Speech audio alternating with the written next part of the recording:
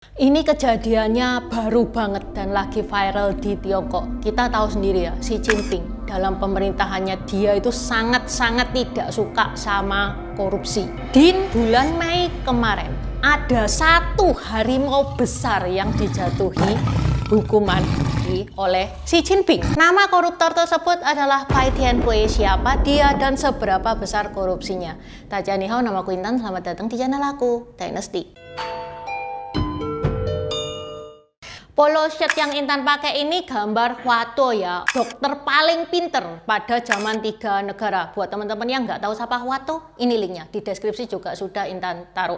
Yang Intan pakai ini kan polo shirt, ada juga yang model kaos oblong. Selain Hwato, ada juga tokoh-tokoh Tiongkok lainnya seperti Konfusius, Hakim Pao, Kera Sakti, Kaisar pertama Tiongkok Qin Shi Huang. Selain itu tokoh-tokoh Samkok juga lengkap, kayak Guan Yu, juga Liang, Zhao Zhelong, Liu Bu, Cao Cao, Huang Zhong, 3 bersaudara, 5 jenderal macan. Ada juga custom marga. Untuk custom marga ada yang reflective rainbow, ada glow in the dark, ada efek emas.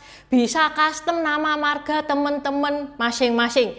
Open PO sampai tanggal 14 Juli, bisa di check out via Shopee sama Tokped yang linknya ada di deskripsi. Okay, let's start! Untuk menghindari dolar kuning, hukuman T itu Intan ganti pakai Shexing ya, pakai bahasa Mandarin, yang mana She artinya T dan Xing artinya adalah hukuman. Maaf atas ketidaknyamanannya, daripada dolar kuning nggak jadi Intan post tuh. Balik lagi ke Pai Tianhui. Pai Tianhui itu merupakan mantan General Manager perusahaan manajemen aset terbesar yang dikendalikan oleh negara, China Huarong International Holding. Pai Tianhui dianggap menyalahgunakan posisinya sebagai pemegang berbagai jabatan di perusahaan dengan menerima suap dan membantu pihak tertentu untuk mendapatkan kontrak bisnis. Ilustrasinya kayak gini, China Huarong International Holding itu kan membawahi berbagai cabang, ya kan?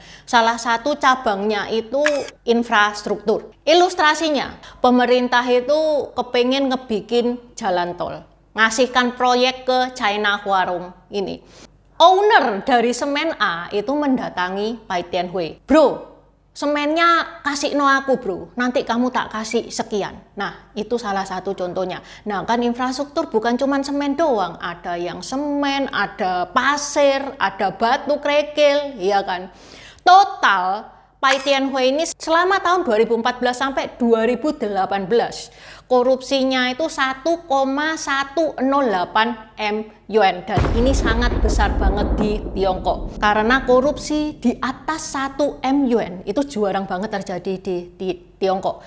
1 M yuan itu kalau dirupiahkan itu 2,3 T ya. Pai Tianhui ini terungkap setelah Ketua China Huarong, Lai Xiaoming, itu ditangkap duluan pada tanggal 17 April 2018.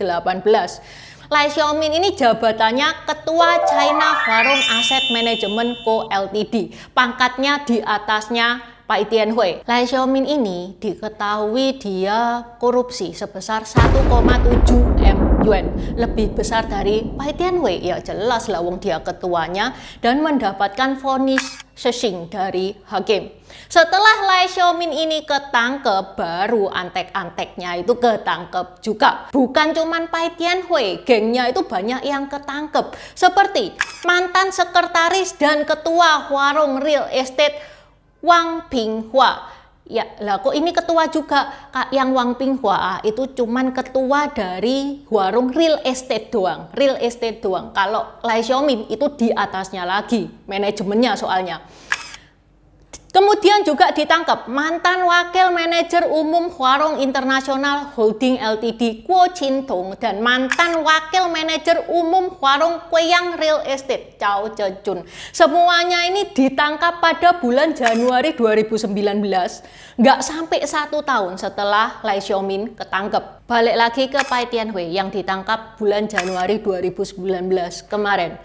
Akhirnya 28 Mei kemarin, baru kemarin 2024, akhirnya Pai Tianhui juga dijatuhi Shexing. Lai Xiaomin itu ya guys ya, dia itu sudah mengajukan banding. Dia sudah sangat-sangat membantu, maksudnya membantu pemerintah gitu loh. Jadi siapa saja kroninya, dia mengungkapkan dengan jujur, membantu menyelidikkan pemerintah dengan harapan supaya dia tidak dijatuhi Shexing, atau kalau banding pun diterima karena Lai Xiaomin sudah bekerja sama gitu ya.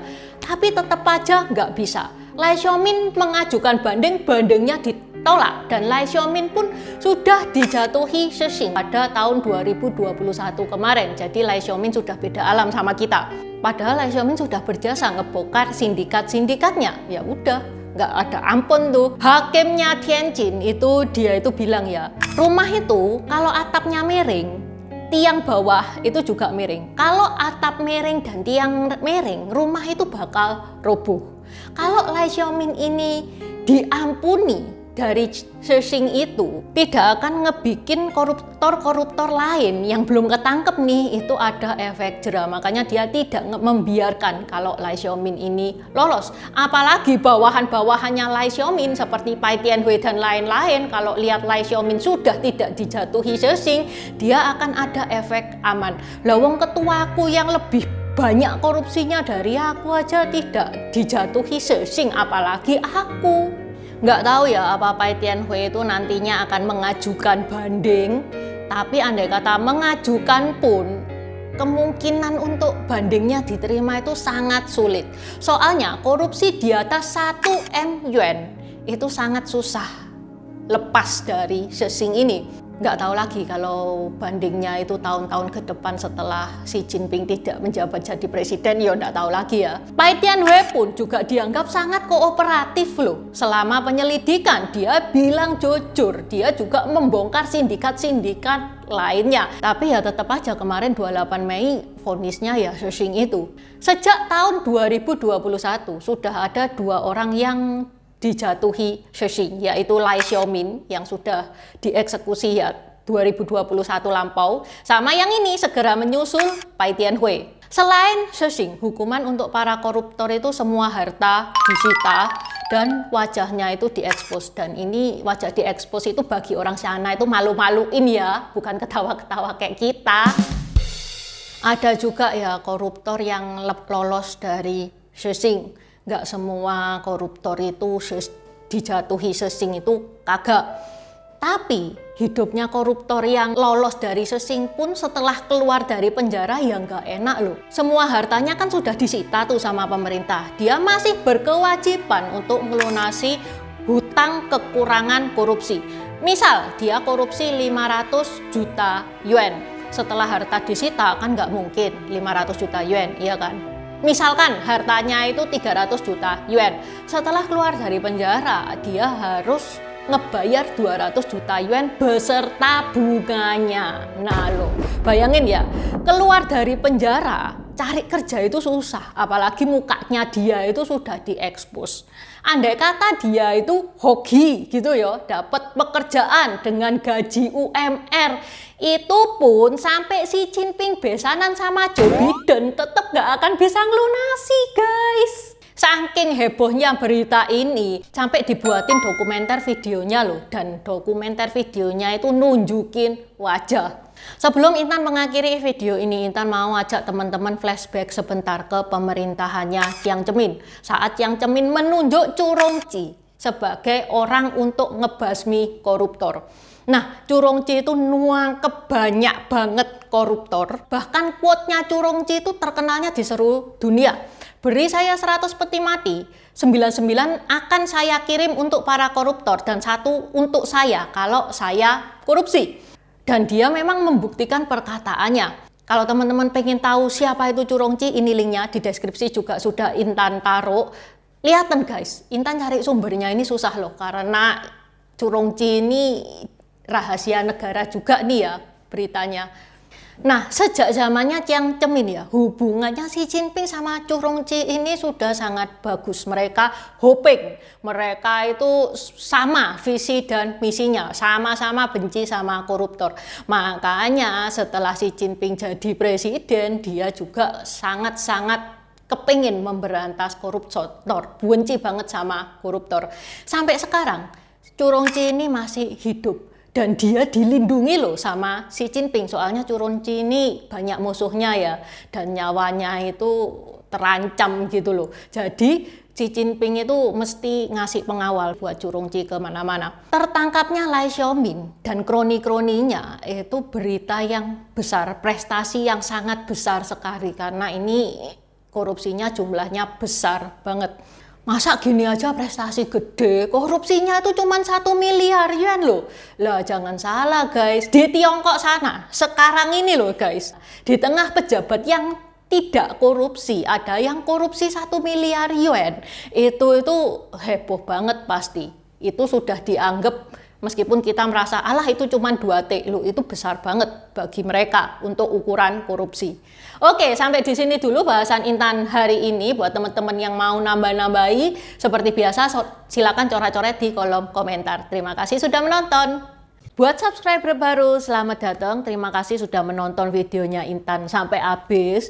Intan sarankan buat teman-teman yang baru bergabung untuk nonton videonya Intan tentang pergantian dari dynasty ke dynasty. Ini nih videonya. Di deskripsi juga sudah Intan taruh, karena di video pergantian dynasty itu adalah basic dari semua videonya Intan. Itu yang pertama. Yang kedua, video pergantian dari dynasty ke dynasty ini bakal sangat membantu teman-teman kalau misalkan teman-teman itu nonton film-film Tiongkok yang kuno-kuno itu bakal sangat membantu banget, karena film-film Tiongkok itu nggak menceritakan secara jelas background kayak gimana. Terima kasih udah nonton channel ini sampai habis. Dukung aku terus berkarya dengan klik subscribe dan bunyikan lonceng di bawah ya guys.